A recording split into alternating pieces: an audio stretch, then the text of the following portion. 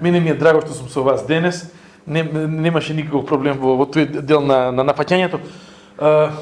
Ме натеравте заедно и со црквата која што ја водам да размислуваме на темата која што е прикладна за денес, темата која што цветници во нашиот народ, нели? Цветници. Ако ние погледнеме цветници во за што станува збор во тие изворни текстови, ќе разбереме дека да, има поврзаност со цветници, со цвеќе, со пречекување. И мислам дека ова е текст кој што ние го знаеме, и мислам дека е текст кој што не го читаме по прв пат. И него ама за мене повторно ми се поставува едно прашање. Тоа прашање ќе биде водилка. Како можеш тие исти луѓе кои што викаа Осана на висините, благословен е синот Давидов, како можеше таа еуфорија што се случува при Исусовото триумфално влегување во свечено влегување во Иерусалим, недела дена, дури не недела дена подоцна да се претвори во растниго. Каков е тој пат од Осана до растниго во неколку дена? И тоа е можеби мојата водилка за оваа година, или можеби не само за оваа година, нешто што мене ми поставува прашање од каде тој пресврт? Од што ги натера луѓето? Од таква еуфорија да се свртат целосно и со иста таа еуфорија, со иста таа жар и мотивација да извикуваат растниго неколку дена подоцна. Јас се надевам дека овој текст што ќе го читаме, Исусовото влегување во Иерусалим, всушност е опишено во сите евангелија и ние денес ќе читаме од Евангелието според Марко, 11 глава, од првиот стих до 11 стих. Значи, Евангелие според Марко, 11 глава, од 1 до 11 стих.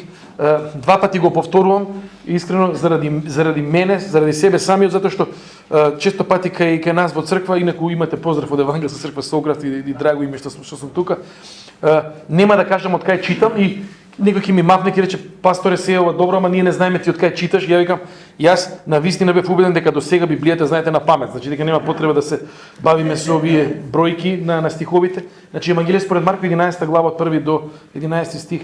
И кога се приближи до Ерусалим, во Витфагија и Витанија, кај Маслиновата гора, испрати Исус двајца од учениците и им рече: одите во селото што е наспроти вас, па штом ќе влезете во него, ќе најдете врзано младо магаре, што ниеден човек не го јавал.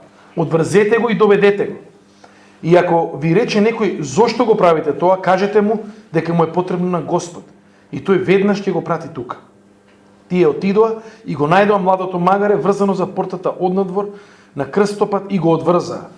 И некој од оние што стоја таму им рекоа: што правите, зошто го одврзувате? А овие им одговорија како што им беше заповедал Исус и тие ги оставија. И го доведоа младото магаре кај Исус, ги кладоа врз него алиштата своји и тој седна на него. И мнозина ги постилаа своите облеки по патот.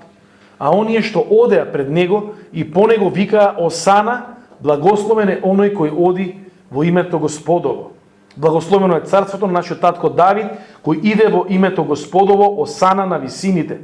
И влезе Исус во Ерусалим, во храмот, разгледа се, па бидејќи веќе беше доцна, излезе и отиде со 12 во Витанија. Еве го известувањето, запишано од страна на евангелистот Марко. И сметам дека е потребно да се даде можеби малку само историска позадина. Мојот најреален и најревносен критичар е сега кај нашиот Господ Исус Христос, а тоа е Јанет. Јанет често пати сакаше да ме подсети и да ми каже: не сакаат сите историјата околу што ти сакаш. Значи, затоа морам да бидам внимателен и концизен да бидам. И ми недостасува Јанет во многу нешта, па и во однос на ова. И затоа некако ја слушам Јанет во моментот кој ми вика полека со историското. Но морам да спомнам неколку работи. И вие сакате историја. Да.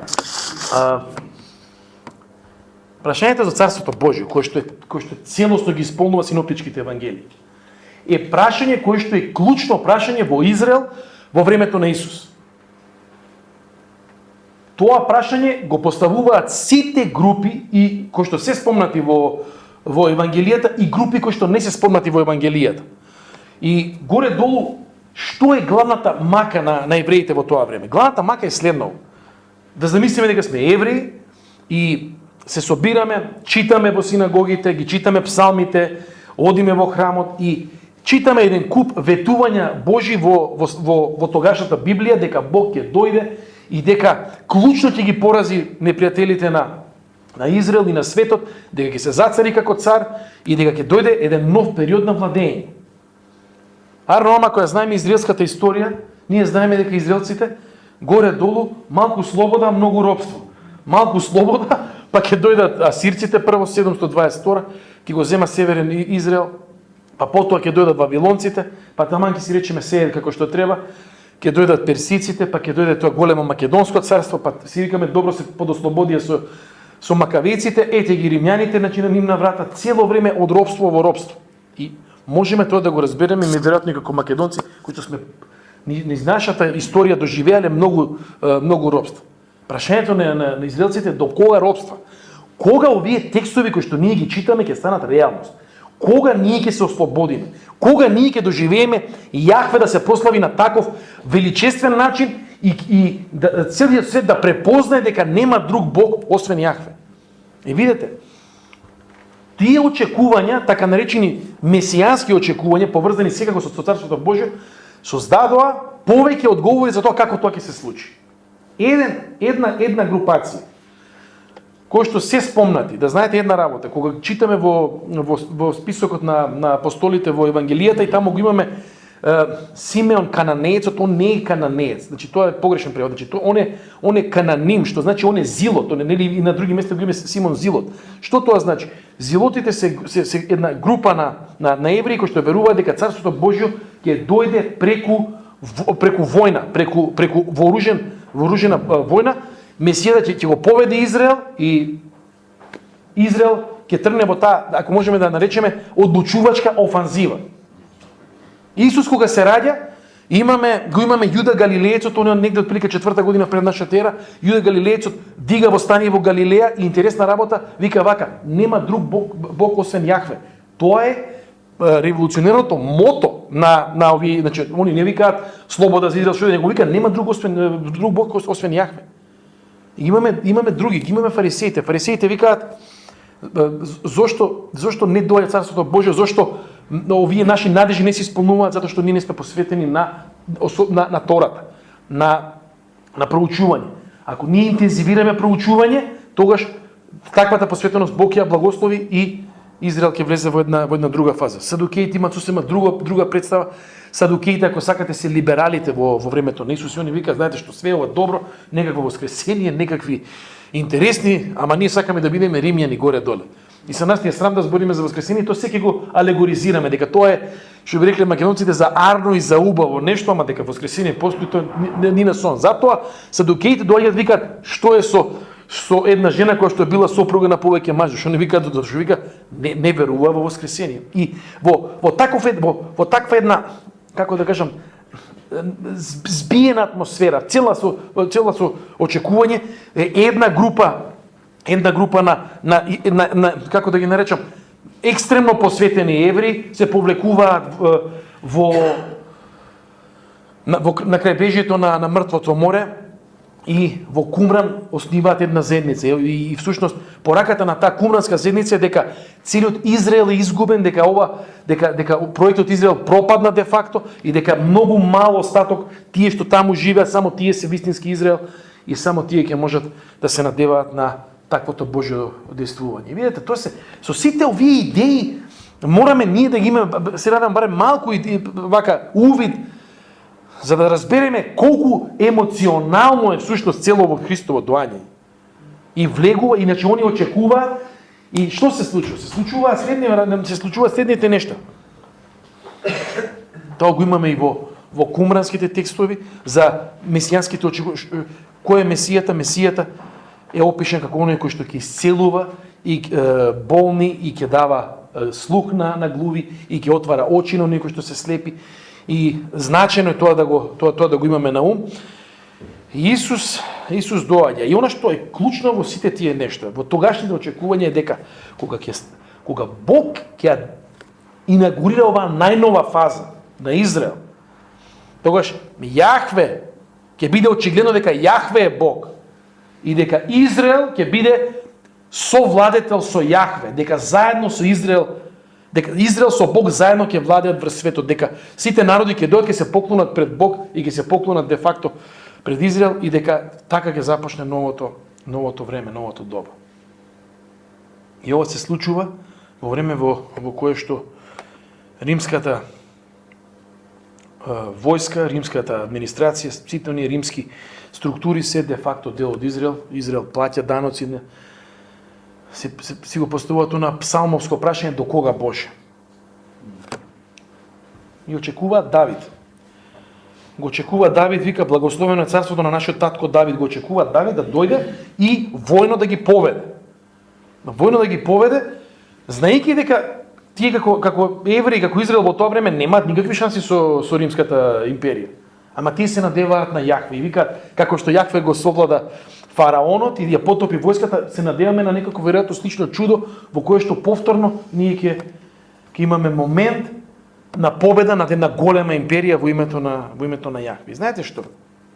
Оно како започнува текстот е во најмала рака зачудувачки, затоа што започнува со наредба да се земе магаре. Сите тие големи очекувања дека сега доаѓа ослободувањето и одеднаш земете магаре, ми треба магаре. Не знам колку од вас имале прилика да имаат близок контакт со магаре и не знам колку од вас имале прилика да јаваат магаре. Двајца сме во оваа просторија, што сме четворица што сме јавале магаре.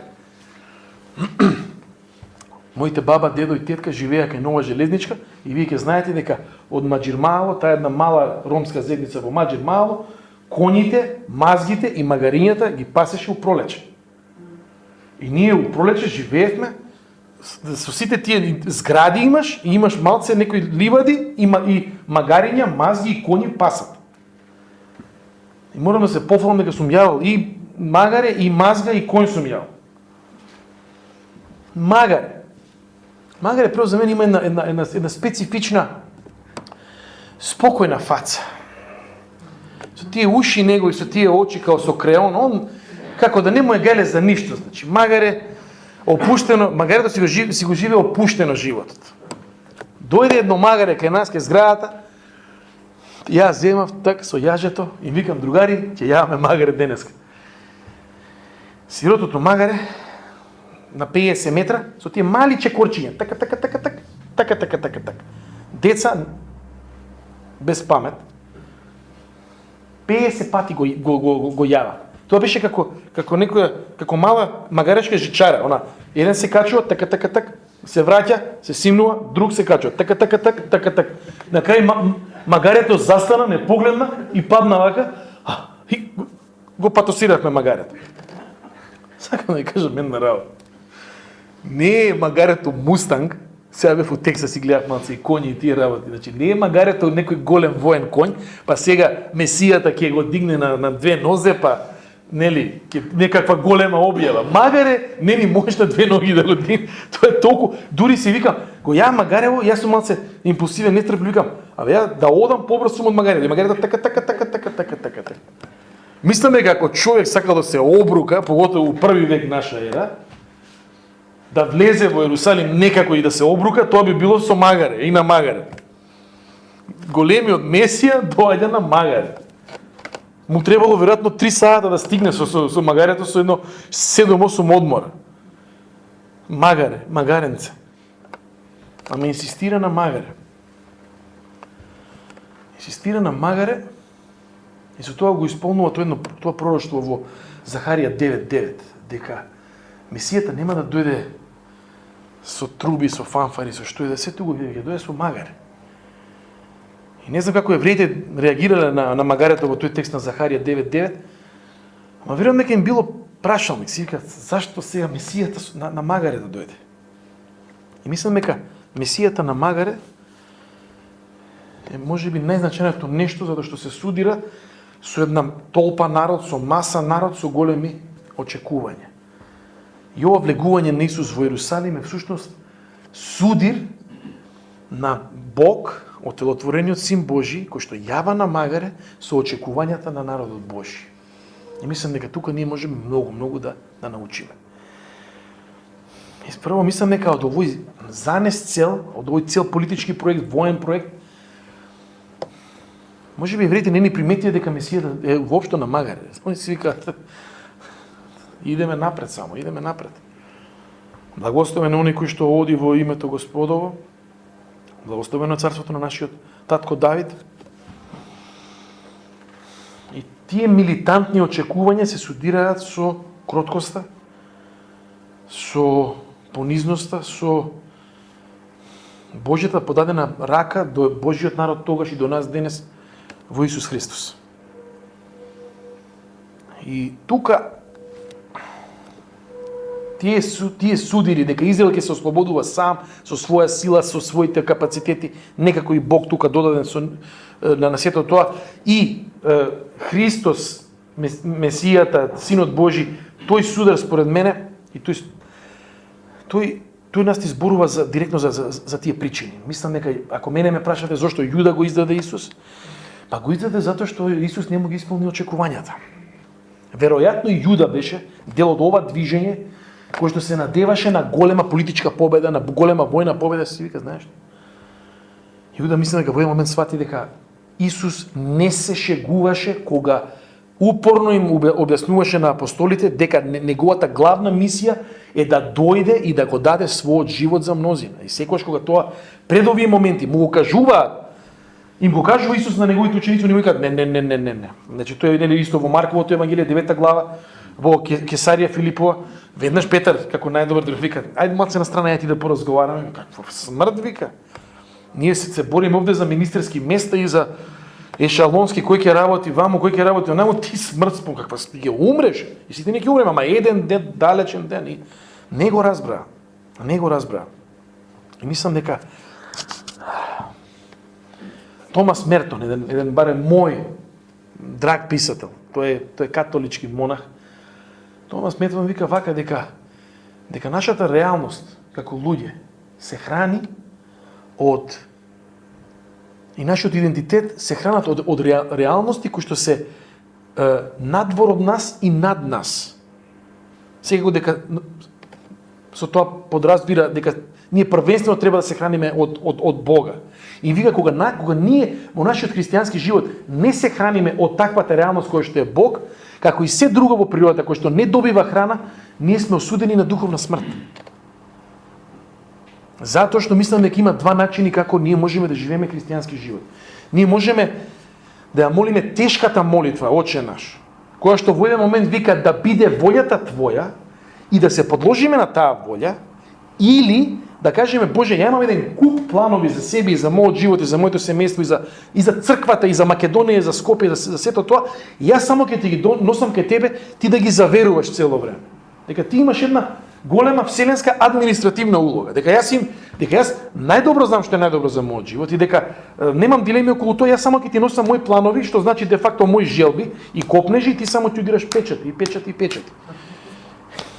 И овие евреи викаат: еве го нашето големо барање ќе се исполни, еве го Божјиот печат, ние веруваме дека доаѓа моментот на нашата голема победа, заедничка победа, и чекаат печат, и викаат царството Давидово, еве го повторно. Можам само да замислам, значи не знам, тоа веројатно како македонци некој дојде и да каже Крушевската република во тој цел нејзин сјај повторно се воспоставува. Сите ние сме емотивно поврзани со таквите нешта. Они уште верувам дека уште многу повеќе со таа цела нивна богочовечка историја.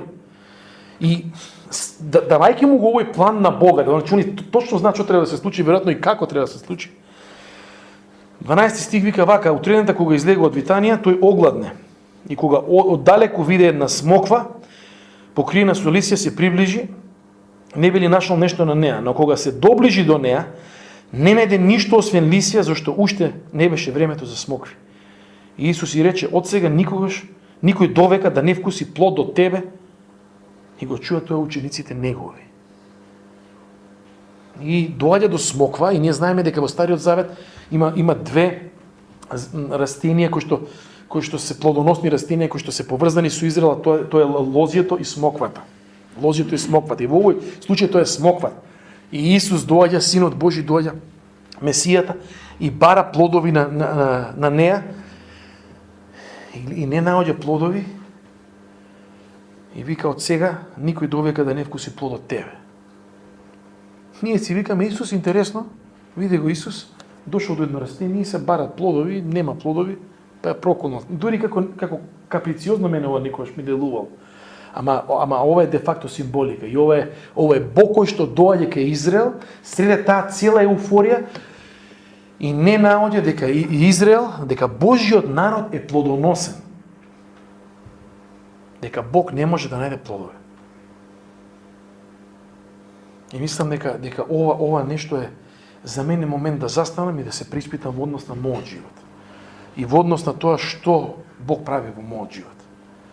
Дали можеби како израелците и јас сум си земал став дека јас знам што е најдобро за мене и за моето семејство и дури и за црквата и за се што е реалност околу мене, и дека од друга страна Божја работа е само да ми удира печати на она што јас сметам дека се мои совршени планови за мојот живот. И може би во таквата еуфорија, многу често Бог доаѓа до нас и ние сме еуфорични и имаме планови, гледаме во едината и нешто ќе се случува и Бог доаѓа и вика, ја кај тебе плодови не гледам. Тоа е тој голем судир. Народ кој што очекува, значи Израел во тој момент е толку потопен во нереално, за тоа каде реално се наоѓа, што пропушта да види дека самиот Израел не ја извршува Божјата волја суштински, а тоа е да биде светилник и светлина на сите народи, дека првенствено Израел не беше да биде војна сила. Не беше улогата на Израел да биде политичка сила. Главната и единствена улога, и дури во Стариот Завет Бог Јахве 100 пати им кажа, не затоа што сте најубави, не затоа што сте најпаметни, не затоа што немаше кој други, напротив, вика затоа што сте најслаби и робови бевте. Тоа треба секогаш да го памтите. Заради тоа ве избрав со една цел, за целиот свет да види колку сум јас, кој сум јас, дека сум жив, и луѓето, народите да дојдат преку вашето сведоштво да си речат, види ги бе овие робови беа и никој ништо, и Јахве ги поведе и сега имаат процут и ние сакаме да се вклучиме во таквиот процут. И тоа е тој момент во кој што Израел, сакајќи да биде ослободен, се најде дека всушност Месијата му укажува на тоа дека е бесплоден. Бесплоден. И мислам дека ова е првото и огромно разочарување. Кога имаме грев во нашите животи, многу често, кога имаме грев и кога живееме во нереалност, кога немаме слика вистинска за самите себе. И кога некој од некаде ќе ни укаже на нешто во нашиот живот. Гнев. Луѓе си одат од црква. Како може мене пасторот да ми каже дека јас тука грешам? Па ја скоро секоја недела сум во црква. Па мене сигурно Бог ме фотографира и ме става во некој небески албум дека стварно секоја недела сум тука. Верно. Ајде шо ќе ви во црква се доаѓа од љубов према Бог и према луѓето. Така е. Љубов према Бог и према луѓето. Нема никаде евиденција. Мене ме прашува, сигурно и Павле го прашале и Никол. А вие евиденција како водите, а вие никој не води евиденција. Евиденција водите вие кога ги мркнете луѓе по митинзи, викам. Ние немаме такви евиденции. Зошто? Затоа што нашиот двигател е тоа што сме искусиле Божјата љубов во Исус Христос. И сме разбрале дека во рамките на тој повик ние сме повикани во заедница и во црква да го љубиме Бог и да се учиме да се сакаме самите себе си. И сега еве да кажам збор два за плодовите. Ние знаеме во Галатјаните 5 глава дека се опишени плодовите на Светиот Дух и дека тие плодови се де факто карактерни обележја кои што треба да станат дел од нашиот живот. Кога ги читаме тие обележја и кога читаме Исусовиот живот, ќе видиме дека тоа е де факто Исус Христос опишан преку делувањето на Светиот Дух. И колку е страшно кога ние немаме плодови, кога нашиот карактер е еден те исти со години и со години, кога на исти работи ни укажуваат, Кога нас ни укажуваат, кога Бог ти укажува на нешто, а на Израел Бог стотици пати им укажуваш дека има цело време тврдоглава тенденција да се оддалечуваат од Бог и да бидат бесплодни. И кога нас ни се укажува, кога Бог ни укажува, кога Светото писмо нас ни укажува или брат, сестра ни укажува, пасторот на некој на одредени нешта во нашиот живот, ние имаме горе-долу две опции. А тоа е, едната опција е да кажеме моли се за мене и сакам да влезам во еден период, процес на промена на мојот живот, или да кажеме кој си ти мене да ми кажеш како ја да се однесувам. Кога ние ќе кажеме на наш брат, сестра, наш пастор, кој си ти да ми кажеш, ние сме веќе според мене и библиски гледано далеку од црквата, од Божјото царство.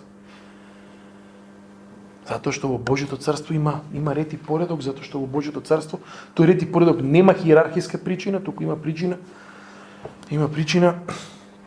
луѓето како што вика Павле во Ефесијаните, значи да достигнеме една полна мера на карактерна совршеност како што Исус Христос. И видете, тука е веќе моментот на првиот гнев, ја верувам на евреите, кои што викаат: ние тебе те поддржуваме, ние викаме за тебе, ние дури еуфорично постиламе наша облека, еве ти по мојата облека оди и влези во Иерусалим, а ти нас ни викаш дека ние всушност сме бесплодни за тебе и за твоето царство. И мислиме дека е првиот момент во кој што израелците веројатно сваќаат дека ова влегување на Месијата нема да биде како што тие планираат. И да биде, како да кажем, скандалот поголем, да биде гневот поголем. И пак дојдува во Иерусалим, тоа е 11 Марко Евангелие според Марко 11 глава 15 стих, и пак дојдува во Иерусалим кога влезе Исус во храмот, почна да ги брка оние што продава и купува во храмот и им ги преврте масите, наменувачите на пари и столовите на оние што продаваат гулаби. И не дозволуваше никој преку храмот да пренесе каков и да било сад. И ги поучуваше велејки: нели е напишано домот мој, дом за молитва на сите народи ќе се нарече. А вие го направивте разбойничко гнездо. И кога чуја тоа, книжниците и првосвештениците гледаа како да го погубат. Бидејќи се плаше од него, зашто сиот народ се восхитуваше на неговото учење, а кога се стемни, тој излезе надвор од градот. Големиот инцидент во храмот, во кој што ние дури, кој што пееме кроток Исус, мил Исус, мирен Исус, викаме, кај отиде тој Исус? Има една песна, ја пеевме, се сеќавам на кога студиравме соанет на Regent College во Ванкувер, како беше Jesus meek and mild. Значи се втигуваш meek and mild и се го гледаш ова си викаш: абе кај отиде таа кроткост и кај отиде таа мекост на Исус, кој што превртува све во храмот. Зошто? Затоа што неговиот татко и таткото на Израел беше целосно погрешно представен со сите тие пракси кои што се случуваа во храмот.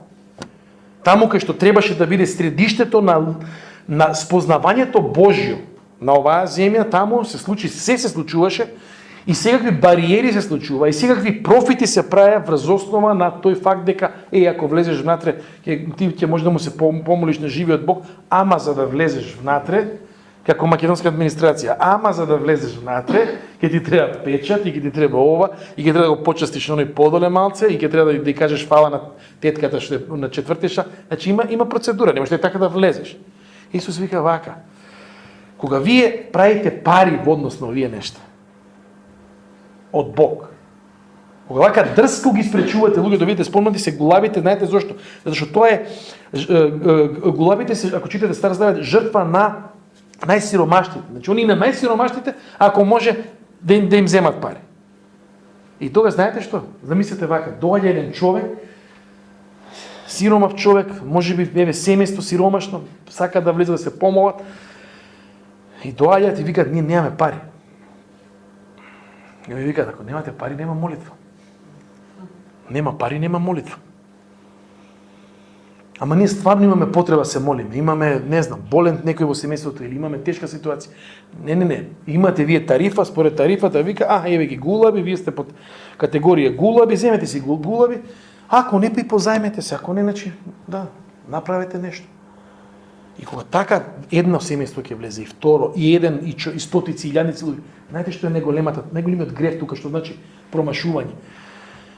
Сликата е дека Бог е Бог кој што зема, а не Бог кој што дава. И кога ние го читаме целото Свето писмо од почеток до крај, Бог е Бог кој што дава. Од првиот момент создава и дава. Создава и дава.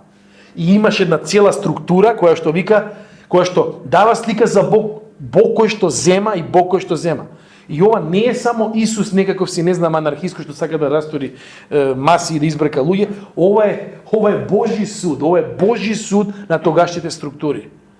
И тие кои што беа дел од тие структури, еве ги тука се книжниците и правосвештениците викаат, ова ако продолжи, отиде све.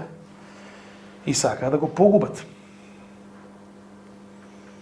Смоквата, бесплодни се, оди во храмот, гледа и им покажува дека се бесплодни, дека немаат врска од Бог, дека немаат апсолутно веќе допирна точка, таа цела екипа што се околу храмот, некакви бодигарди на оваа цела структура. Исус вика, се растурам. Зашто растурам? Ова е Божја казна. Ова е прошло за Божјата казна, дека, како што и на неколку места кажува Исус Христос, на учениците, дека ќе дојде многу брзо време во кој што храмот ќе биде разрушен. Сите овие текстови, ова што го кажав, пине ми укажуваат на едно нешто.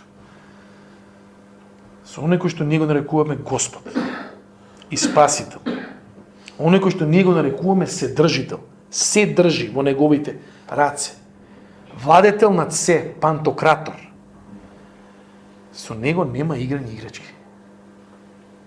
Ние може да си правиме некои наши идеи за тоа што, како ние ќе придонесе, или кои се нашите планови да носиме и да мислиме дека он само ќе удира печати цело време.